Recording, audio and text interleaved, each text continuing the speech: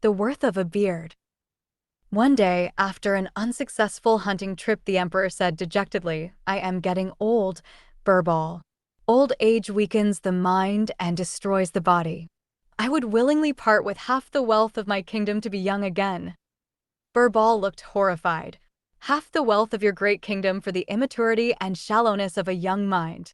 Maturity and wisdom come with age, Jahanpanna, and they are jewels beyond price." Akbar smiled. "So you would back an old fox against a young tiger, would you, Birbal?" "Every time, Your Majesty," Birbal said solemnly. "Give me a few days and I will prove the truth of my assertion." 2 days later, the emperor was returning to the palace after another hunt.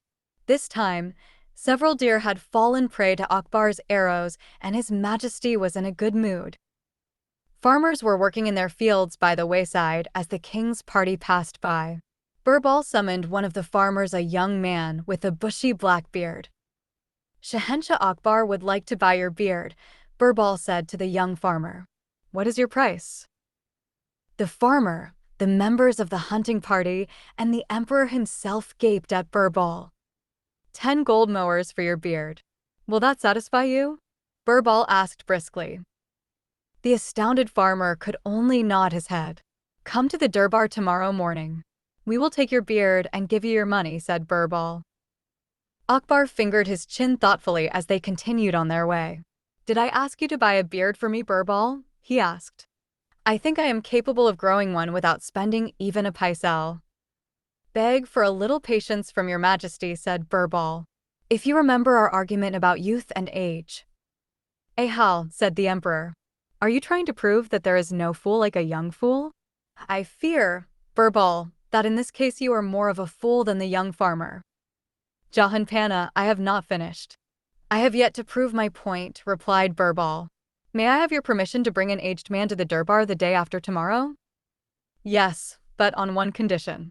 "I will select the old man myself," said the emperor. "Certainly, Shah Alam," said Birbal. "But please select one with a beard." The hunting party rode on. Akbar halted a short distance ahead and pointed to a frail, old man smoking a hookah in the shade of a tree. The old man had a long white beard. "Select him," said the emperor. "Tell him to come to the durbar 2 days from today." The young farmer came to the court the next morning. He was shaved by the king's barber. He left his beard behind and went home happily with the 10 gold mowers in his purse. The frail old man whom Akbar had selected came to the court the day after. He offered taslim to the emperor and stood meekly in a corner, waiting to be summoned. "The emperor would like to buy your beard, old man," said Birbal. "How much is it worth?" The old man was silent for a minute. Then he looked at Birbal gravely and said, "Sarkar, my beard is my most precious possession.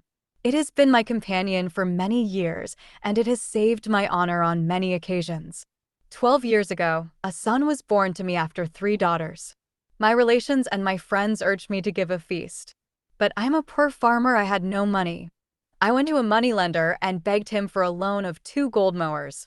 He looked at my beard and said, 'You seem to be a respectable man.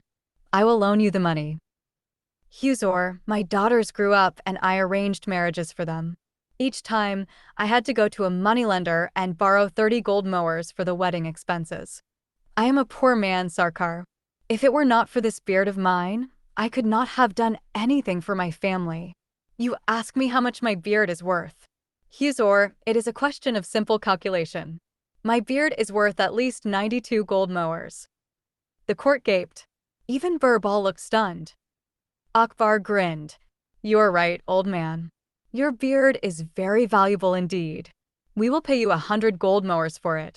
Birbal, send for the barber." The barber approached the old man with a pair of scissors in his hand. "Stop," cried the old man. "Don't you dare touch this beard. It is the sacred property of the emperor." Akbar burst out laughing. "You win, Birbal, you win," he gasped. "This man has more brains in his head than he has white hairs in his beard." Akbar tossed a bag of mowers to him. "Here, old man, take your money and keep your beard. You can go." Fortnight later, Akbar continued to talk about the clever old man who had sold his beard for 100 gold mohurs and still retained it on his chin. Birbal entered the Quagga late one evening to find the emperor chuckling over a letter he had received. It was from the same old man. It said that he was having a hard time maintaining the royal beard on his chin, because it was the emperor's property. He was careful to keep it cleaned, combed, and oiled at all times. This left him very little time to farm his land. He requested the emperor to grant him a sum of 1 gold mohr a month so he could make both ends meet.